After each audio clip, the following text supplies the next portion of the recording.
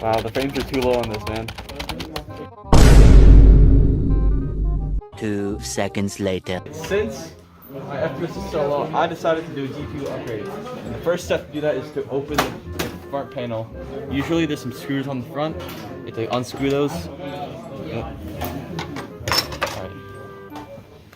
The GPU we chose is the Radeon HG4870, and we're going to install it into the PCIe x16 slot. Alright, okay, here we go. Okay, now I gotta install it. First step is probably to move any cables that are in your way of the actual slot and unplug them so that they're out of the way. And then you're going to make sure this clip, usually it goes up and down. You just make sure it's actually open. And then you take out any metal covers. These metal covers on the left side right here. You unscrew them, but they're already off on this computer. And then you just kind of, well, make sure the cables are out the way. Line it up. That's what it looks like when it's lined up, and then you push it in.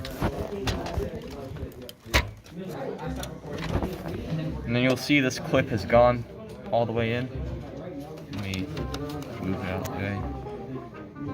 Yeah, this clip right here. Wait, this clip right here. Yeah. Okay, now what do I do? Now that you have plugged in your GPU, you have to screw it in here on the mounting holes where the metal plates were.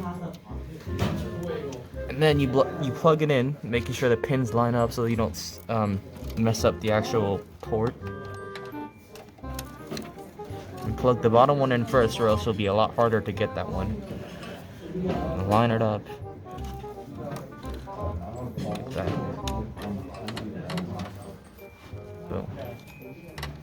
Now that we're done, we put the front panel back on and clean the workspace. Hopefully I can play PC Builder Simulator at high FPS now. Wow, my FPS is so much higher now.